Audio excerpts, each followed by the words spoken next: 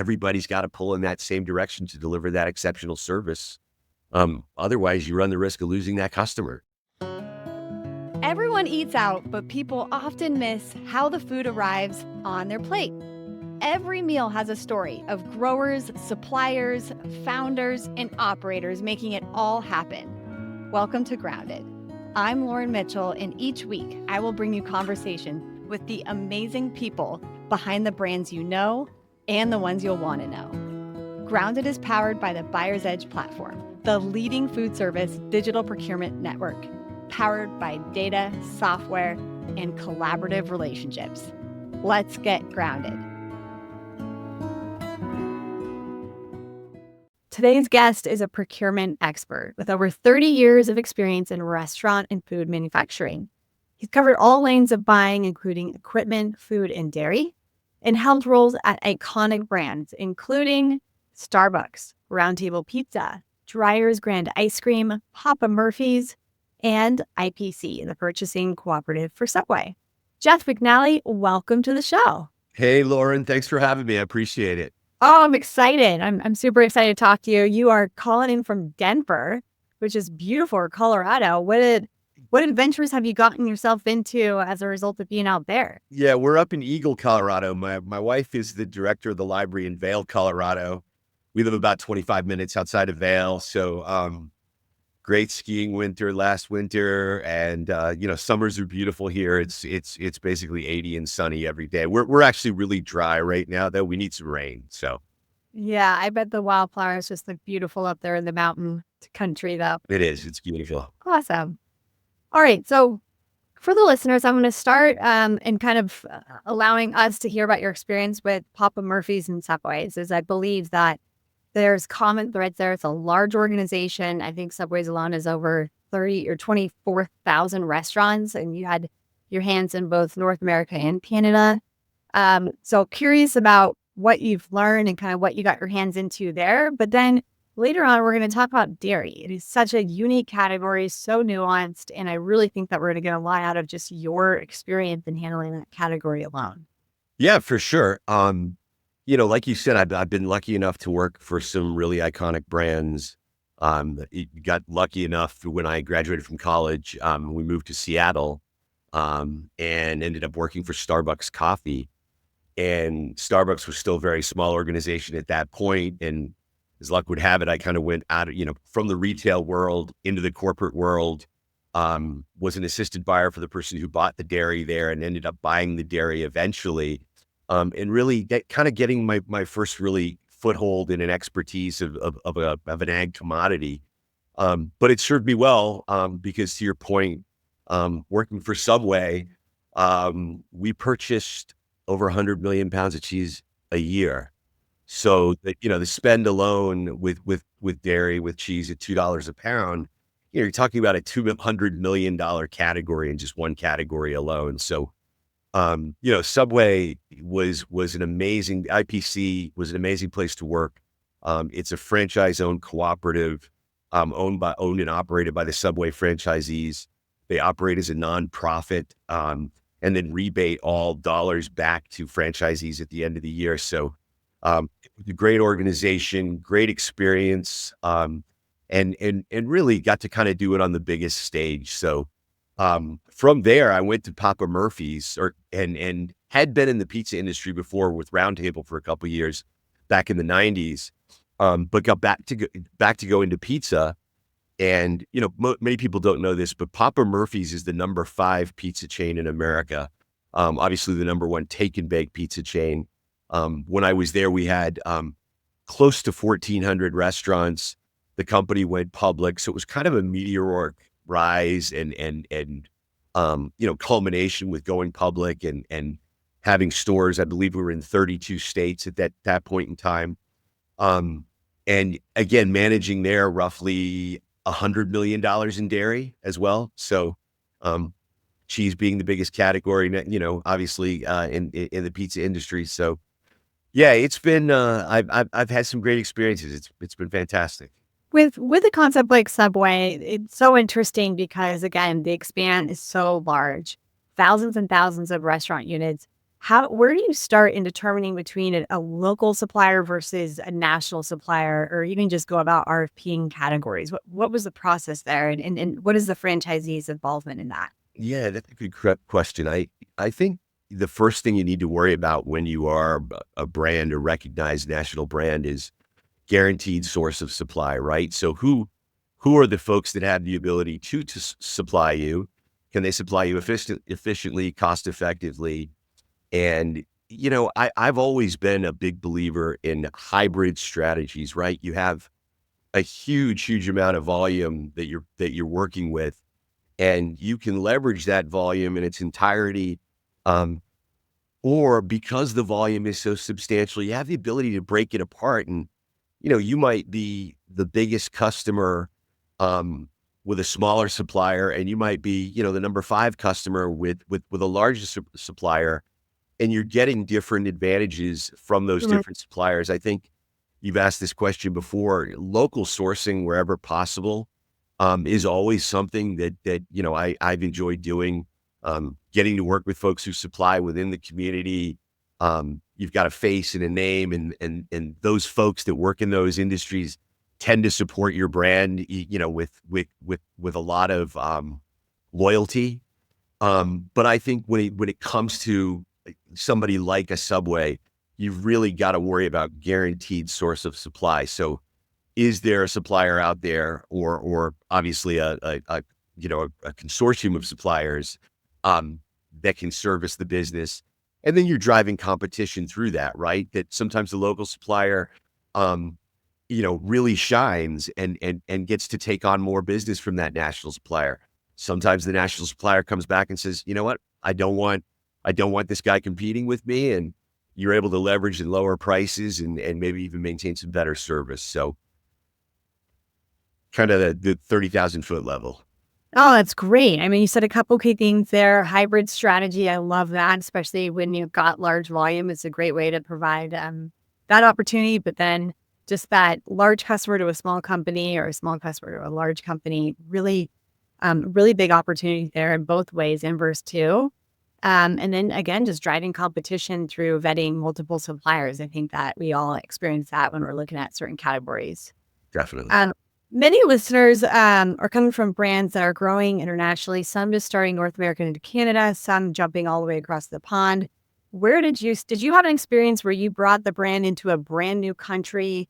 I think I'd even seen Dubai with you, but doesn't have to be that distant. But where do you even start in establishing a supplier base? Is it just reaching out to your current suppliers to see if they have reach there? But what if not? Where do you go next?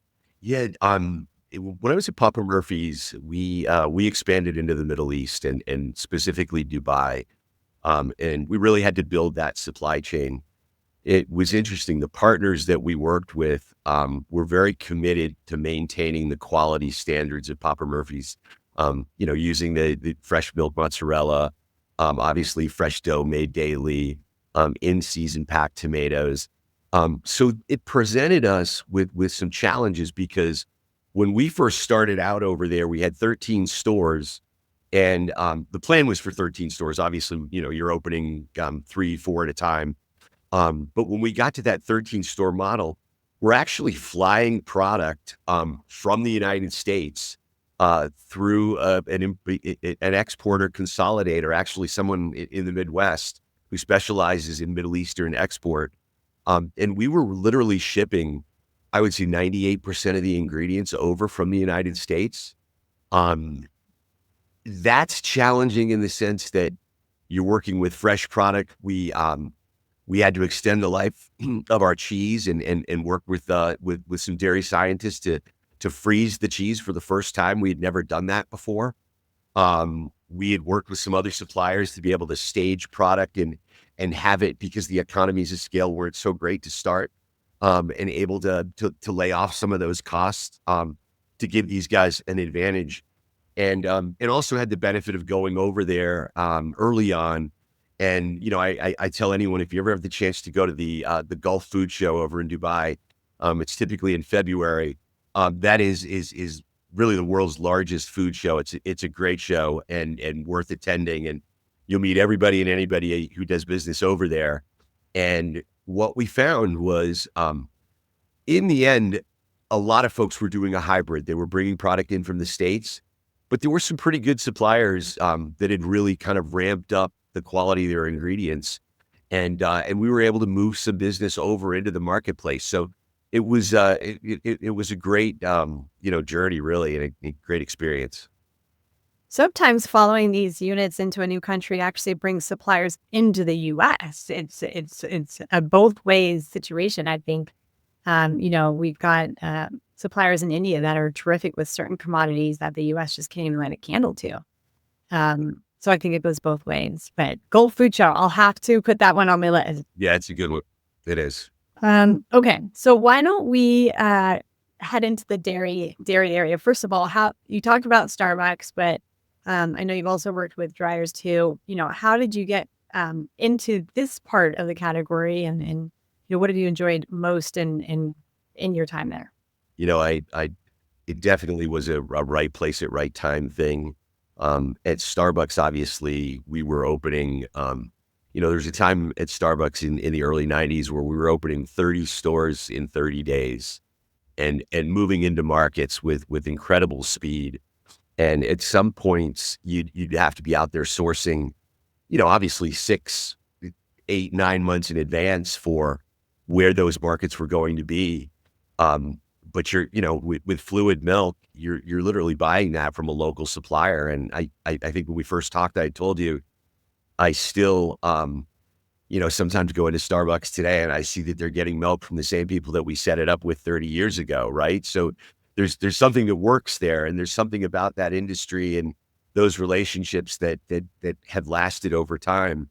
I think beyond that, when I was at Starbucks, I was fortunate enough to be able to work on the Starbucks ice cream, and the Starbucks ice cream was actually made by Dreyer's Ice Cream in Oakland. Oh, wow. So having worked on that and worked with some folks from there, I did kind of a respite, or I should say 2 years, moving to the Bay Area and went to work for Round Table Pizza. Again, you're talking about buying, 15, 20 million pounds of cheese.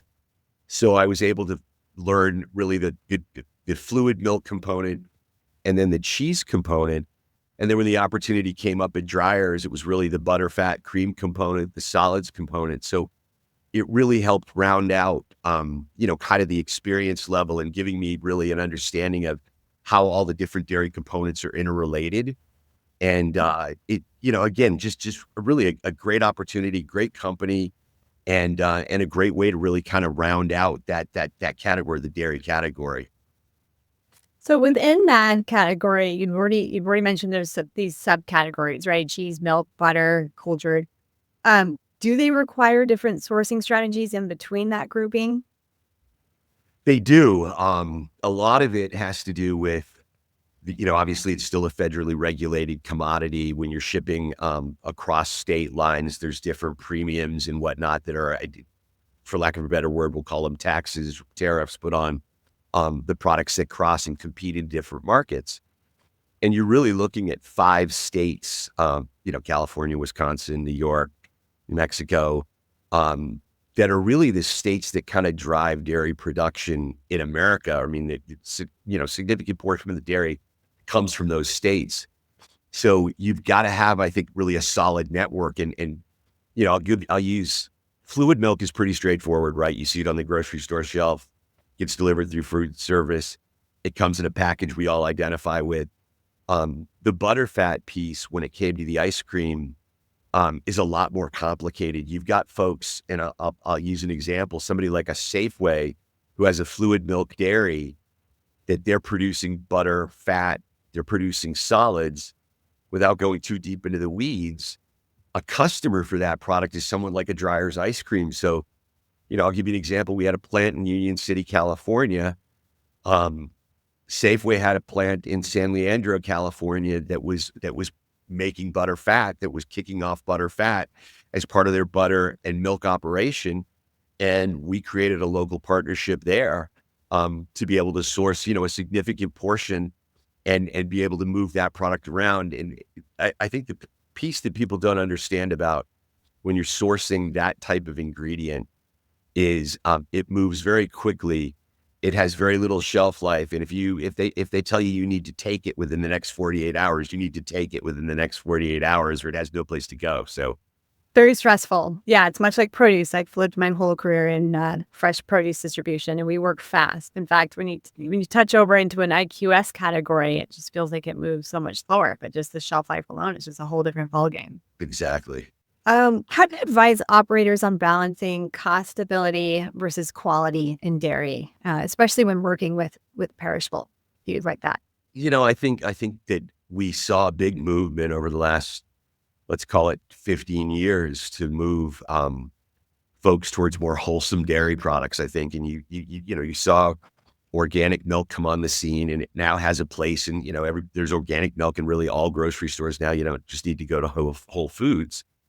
But I think that the price gap between organic and non-organic, using that as an example, is still a limiting factor. And when you and I had talked earlier, um, we had gone through a period really at my last company when I was working at Uno, when pressure was really put on the restaurant to cut costs.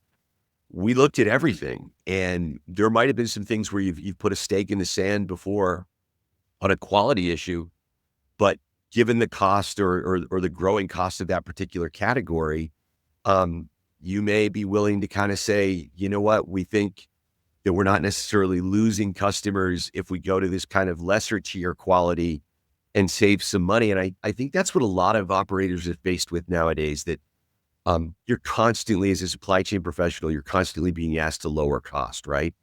So anytime you're moving into a standard where you're paying for a higher quality product, you're trying to get obviously to the lowest landed cost on that product, but you're still paying a premium for a premium product. And I think a lot of operators, from what I've noticed in just across the restaurant category, when faced with those decisions with declining sales and rising costs, the dairy is one of those ones where, am I getting enough credit for serving organic versus not serving organic, and putting that money back against the margin? And I think over the last few years, you've seen more and more of that.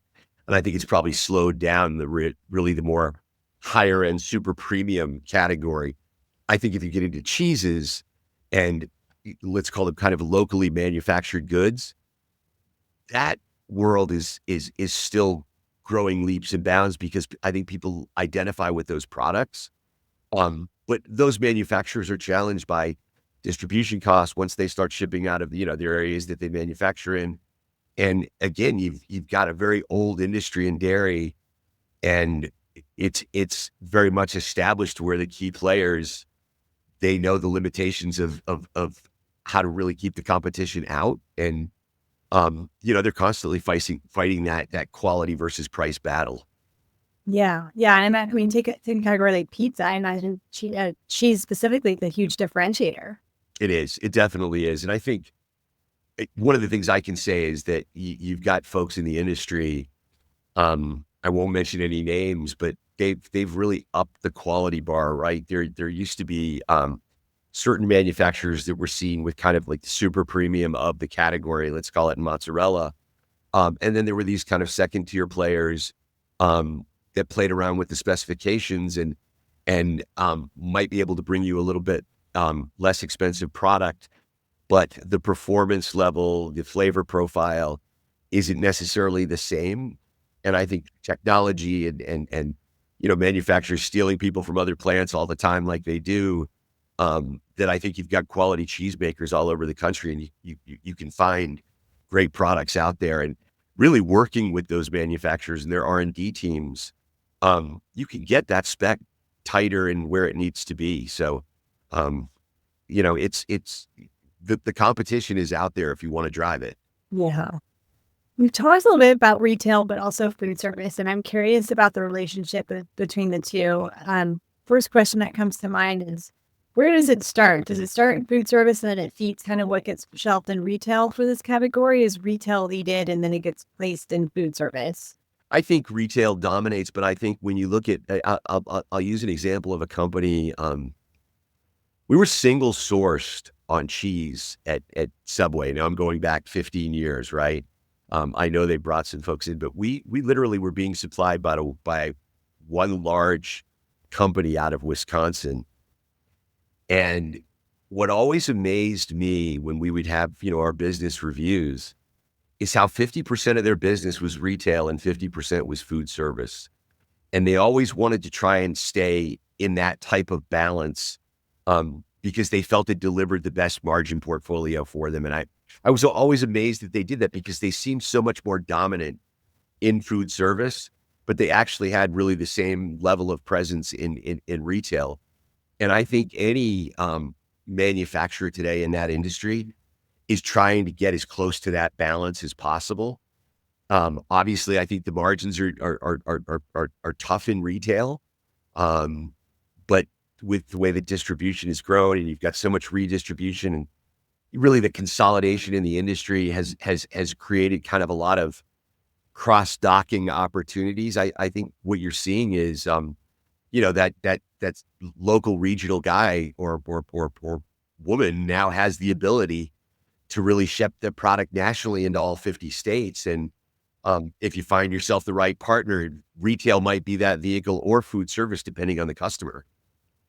Yeah, gosh, you're bringing me back. When I used to work for a distributor, some of my favorite meetings to sit in were just from those local suppliers that would come to us, not necessarily the scale that you're talking about to output nationally, but at least now regionally or within the state, instead of just in their immediate farmers market circle, right?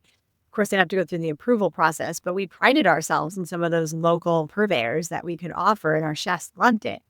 But, you could see the light in their eyes when we started putting numbers in front of them in terms of slotting and our lanes and how many trucks went out. Like, seeing it from that point was so cool. And it goes on like waves from there. But Yeah, I think the distributor world has done a fantastic job of growing these regional brands. I worked with PFG in the Northeast.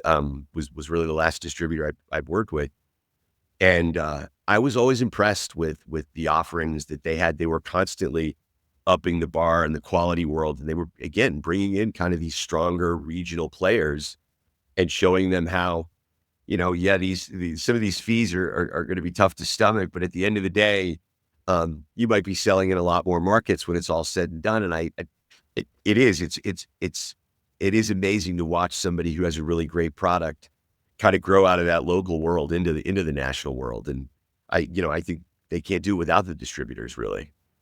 yeah, absolutely. All right. So talking about trends, and what potentially that we're seeing in dairy, it could be in alternative formats. We've got clean label expectations, plant-based alternatives, animal welfare concerns. The list goes on. How do you think these are affecting operators, and or how do you think they should approach it as it pertains to procurement? I think when you're in supply chain in the food industry, and really in a lot of industries, you're always looking kind of 90, 180 days out, and looking for those leading indicators. And I think that clearly we've had some challenges, let's say, really at least in the last 6 months in the ag industry with just trying to understand what's going on, right? If you take produce coming in from Mexico, and how that impacts tomatoes and lettuce and all of these items. I mean, from the produce world. And then you've got the same thing with dairy when it comes to being a net exporter, right? And are these markets that we have traditionally exported to, will they be buying, U.S. product as tariffs are implemented? I also think that there's been a slowdown, really when I left Uno last September, and really there had been kind of a slowing down in the restaurant business, really just people kind of tightening up and not going out to dinner as often. And I think you've got higher labor costs, and with that, people are having there's still a labor shortage. And so as I'm trying to weave this all together, the leading indicators there were, I see a slowdown in the industry, but then you couple that with maybe the tariff environment that's taken off this year. And now you throw in the dairy industry, which is so, heavily worked by that historically, that immigrant population. I'm hearing stories even in Colorado of there being shortages in labor inside of that industry. So I think much like produce, dairy kind of is going the same way. And a lot of those ag industries that really rely on that, you know, labor that we've always relied on, that as we watch that pool potentially shrink, it's going to be harder to attract folks. And I think they may have industries may have to pay higher wages. And again, that just translates into higher costs. So I think a buyer in supply chain in the dairy industry now has to be very vigilant and very alert as to what's going on and be open to all sorts of options for mitigating cost in the future, because I think there's a lot of stuff out there that's unpredictable right now. So as you're talking, I'm kind of gathering again the cost is increasing, labor's tightening up. Do you think that's gonna cause that label, or not restriction, but to tighten up so there won't be so much variety? Consumers will face less choices, so it won't be 15 different types of labels just based on the clean label. Or are you proposing that people have to stay agile and to cater to all? I think people have to remain agile, right? You've got certain folks within the categories that they found their niche, they have their loyal customer falling for that particular product or brand, and those folks will do everything to want to grow that brand and protect those brands. I think you're going to see really, really more of a flattening out, I think, in that migration to higher quality products, as long as costs remain high across the board, right?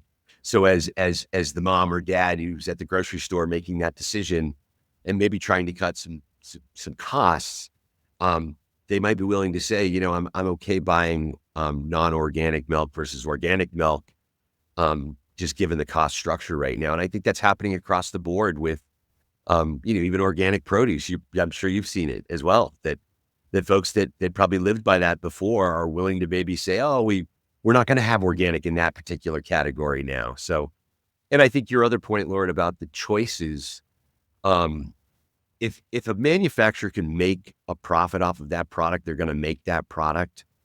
But the one thing I really noticed, I think we all noticed coming out of the pandemic, was the consolidation and the elimination of SKUs by a lot of major manufacturers. I think a lot of folks looked at their portfolios and said, why do I make a 25% gross margin on this? And why do I make a 12% gross margin on this? I don't want to make the 12% product anymore. I want to make the 25% gross margin. And I think we're going to continue to see that. So that will always be a challenge, right? If you can't grow the volume and you can't create the competition, and that product becomes more expensive to make and harder to get, you're going to pay more for it. Yeah, bingo. I completely agree with you on construction for sure. Okay, so backing a little bit out of dairy, and just talking overall about supplier collaboration and all commodity lanes in general.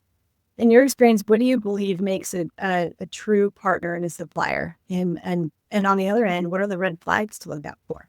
Yeah, I think in the olden days, when I say the olden days, I always go back to, supplier relationships were really just that. You got to know people, you got to work closely with people.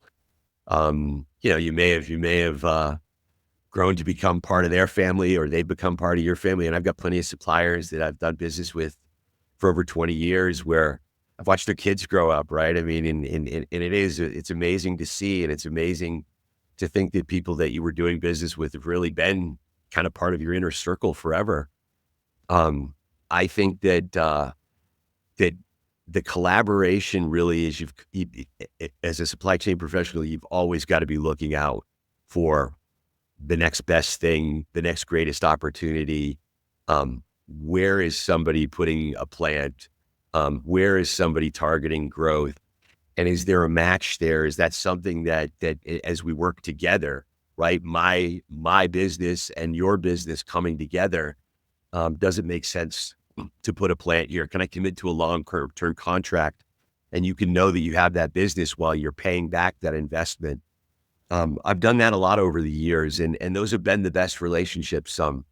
At Papa Murphy's, we had a relationship with a dairy company in Minnesota, South Dakota. They ended up building a plant in Idaho where we had a huge concentration of stores. We gave them really kind of a long-term exclusive on that volume, and they were the low-cost provider. They get to grow their business, and the plant is probably does 30% more capacity than it did when I started doing business with them, you know, 15 years ago. So they've just grown their business as a result of those relationships. And so too, were we able to grow our business. So Yeah, I think just always asking the question to your supplier, right? Especially if it's not a market that they're currently in, you never know if there's plans to go there and they just need that anchor volume weight to start. I think just always asking the question. I think you're right. I think that's the other, you hit that on the head, is that a lot of folks want to play it close to the vest, I think. And I've come to say over the years, there's really no secrets in what we do, right? We're all out there doing it all the time, and we all talk to a lot of people. And I feel like the more you talk to people, the more you let them know what you want to do or what you're trying to accomplish, the more it opens the door for that type of brainstorming and folks saying, well, hey, maybe I have an idea, or I might have someone I can hook you up with that you could work with that might be able to get you where you need to be. So Absolutely. Yeah, increase in transparency is definitely critical as we speak with and about our business and to supplier partners too, right? So with that, how do you see the role of data specifically evolving in supply chain decision making over the next 3 to 5 years? We actually just had a cool keynote from our CEO today just about AI agents and how actually technology and AI is helping him do one thing as a busy person, and that's condense his workloads and he can focus on family, right? Like that's a great benefit from it overall. sure. But as we see sort of manage with visibility into your supply chain and some of these digital twins and blockchains, how do you see the role of data specifically evolving? I think that having done this for so long, that I don't necessarily feel threatened by AI technology coming into supply chain and saying, "Oh, it's going to take my job." But I look at it and I say, clearly, as the inputs get more refined as that product matures, there are no limits to what it will be able to do, right? And I look at it purely from probably the most important thing you can do when you're in, say, a restaurant or manufacturing business is forecast accuracy. Right. And I would imagine that those tools, I remember going to a Watson demonstration 10 years ago, and they were showing this, and you could see where it was going, and you could see that there were going to be some significant advantages. So I hate to say that I'm a dinosaur in this way, because everything I keep reading is everything's going to be AI. You should be investing all of your education in AI right now. And I haven't, outside of kind of the peripheral and seeing some of the tools, and like I said, seeing the Watson demonstration 10 years ago, it hasn't impacted my network of folks in the roles and jobs that they do. But I won't be shocked, when it does, because it's coming like a freight train. So got to pay attention. Definitely. How about trends? What trends are you seeing right now in the food service industry, even retail, that have captured your attention?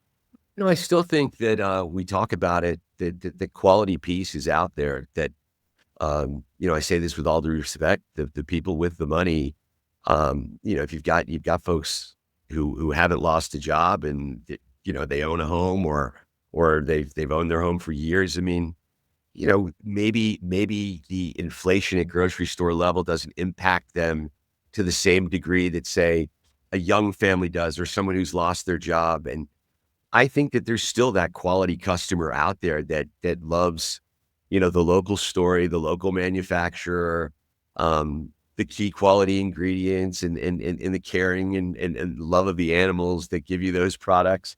I think that is not going away. But I also think that, as we were discussing before, I think there has been kind of I hate to even call it a cooling off in the economy, but they were talking about a recession last year. They're talking about a potentially a recession again. And at the end of the day, consumers are the leading indicator, right? And I always use Starbucks was always my leading indicator.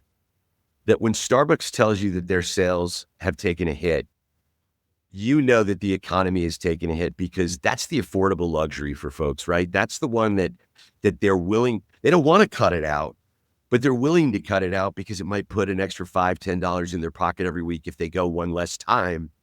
And I think that's the world we're living in right now is that the folks that, know where their next paycheck are coming from have figured out a way to have maybe all those things they've always wanted including the Starbucks.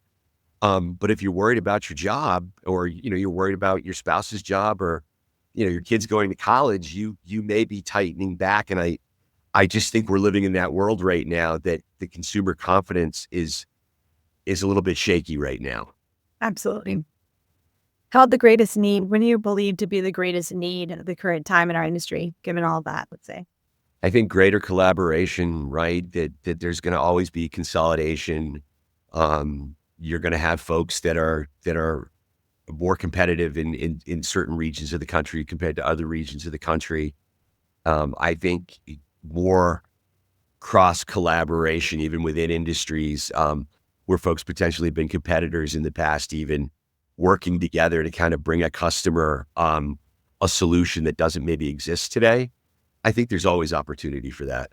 Yeah, that's so interesting. You sparked a reminder of a concept that we're working with right now that does have rapid expansion plans for the U.S. And in the way that they're looking at their supply chains is interesting. They're bringing in product and then also using their facility to be a processing for other restaurants or folks to be able to utilize what they're producing there. So again, take like a commissary style supply chain, but instead of just servicing your brand alone, opening up the doors to be certified to support, same product going to others, so interesting. And that commissary model, I mean, we played with that a little when I was at Papa Murphy's, and because we didn't want to take away from the experience of seeing the dough made fresh daily in the restaurant and having the fresh ingredients in front of the consumer. We didn't end up going down that road, but more and more, I mean, especially living in the part of the world where I do, where you've got a lot of independent, smaller businesses, the commissary model is everywhere out here. I mean, it is amazing where you've got folks sharing resources, but actually competing on the finished product, Yeah. But on the raw product, being able to share it. It's awesome. Cool. All right. So we're going to have some fun at the end here. I call it the final mile, where I ask you a bit more of a rapid fire set of questions. And the first thing that comes to mind. How about the person who or what has influenced your thinking the most in your career?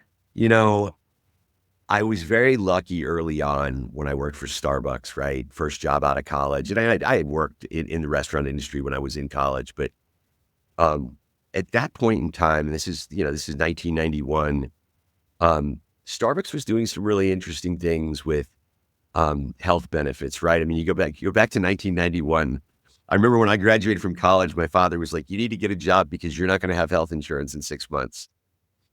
And I remember getting that job and getting that health insurance and being so damn proud of myself, making $18,000 a year, but I had health insurance, and being able to tell my father that. So I think, I'm not naive enough to know that Starbucks was a really unique opportunity with the type of growth that they had, type of profitability they had as a company. But I think investing in their employees, which is something that they were known for early on, really set the trend for me on the type of people that I wanted to work with. And I think I told you this before. When I went to work for Dreyer's Ice Cream, that company was eventually acquired by Nestle. But when I worked there, it was still the original guys that had bought it for $1 million when they graduated from Berkeley, sold it to Nestle for $1 billion. So, but they still treated everyone like family, and there was still this a lot of history and nostalgia. And I think that's what I look for in these brands, these iconic brands. Really is do they walk the walk? Is the story really the story? And is it really unique, authentic? And I've been lucky enough to work for a lot of those companies. So I do appreciate that. Yeah, absolutely. I'm going to call it the marathon answer to the final mile question. Yes. Right.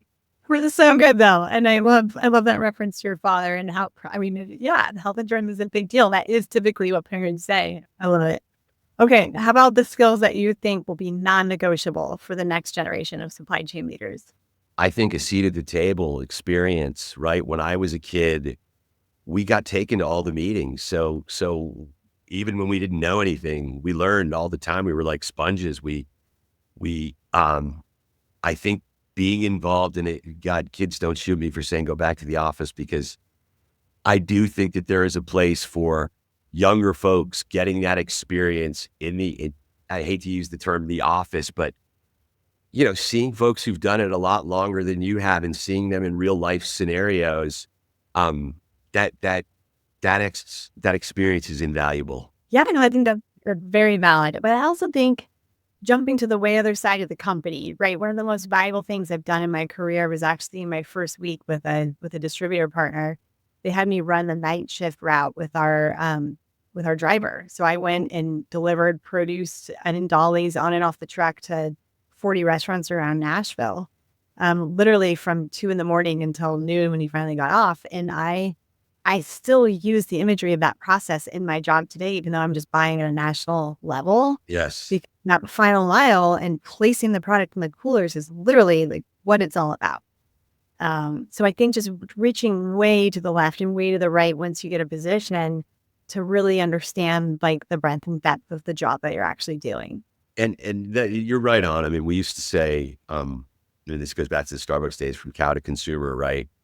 And what that really meant was knowing every component, every aspect involved in getting that raw material into a converted product, to an end user, and finally to ultimately a customer or a client, where you see how those interrelationships all work and how it's all connected. I am a huge fan of that, learning from the bottom up when it comes to really everything that we do. Yeah. All right. How about when you walk into a restaurant? What's the first thing that you usually notice? So funny you say that, because my wife and I had kind of a lame experience recently. I notice the flow, the tempo. I look and see, do people have food on the table? How many tables have been sit without food on the table? I look back at the kitchen and kind of see the tone of the kitchen. I see, is the manager greeting people or is the manager running food, right? Um, I I I think that the folks that do it really, really well, they create really, great cohesive teams. And I've always found that the restaurants and the brands that are the most successful, they have everybody kind of, they're always pulling in the same direction. And what I've observed more recently in the restaurant industry is, I think you've got folks that, how can I say this, that when it comes to customer service, just getting the job done is good enough. But I think they're missing the point that going out to ease an experience, and if you can drive that experience and create something for that customer, the likelihood of them coming back is so much greater. And I think with so much competition and everybody fighting for every last sale, I just think I go back to really, really ingraining in your staff how everybody's got to pull in that same direction to deliver that exceptional service. Otherwise, you run the risk of losing that customer. Absolutely. The whole value proposition, very important. People are going out to eat now for an experience. Yeah. Or they want to make sure they're getting what they're. Definitely. Jeff, you are so fabulous. I knew this would be informative. It was more than I expected. I really, really enjoyed speaking with you. I want to make sure our listeners can reach out, ask questions, get to know you, connect. Where can they find you? I'm on LinkedIn. That's really it. I've never been a huge social media guy, and it's so interesting. I'm married to a librarian, right? Who is a social media expert. Um, but I remember saying in the early days of social media, is, oh, it's a glorified library, right? I mean, I go through 200 emails a day at work. Why the hell do I want to be on email when I'm off, work? And I think that my my commitment to myself this year was I was going to expand my social media footprint, but I haven't done it yet. So really on LinkedIn, Jeff McNally on LinkedIn, I'm out there. Awesome. Best way to get a hold of me. Awesome. Thank you so much, Jeff. Lauren, thank you very much. I loved it. Appreciate it. And to our audience, if you learned something today or laughed, please share this podcast. If you know someone who's buying for dairy, share this podcast with them. Thank you again, Jeff. Yeah, anyone, reach out. Thank you. Appreciate it, Lauren. This has been another exciting episode of Grounded. See you next time. That's a wrap on this episode of Grounded. We've covered a lot of ground as we explored what it really takes to run food service behind the scenes. For show notes, highlights, and our latest market insights, visit us at groundedonthepod.com. Grounded is powered by the Buyer's Edge platform, delivering smarter solutions, greater efficiency, and real savings through connected tech, powerful data, and industry expertise. For more information and to get a personal demo of the Buyer's Edge platform, email me at lauren.mitchell@producealliance.com. And if you liked what you heard, subscribe so you don't miss an episode.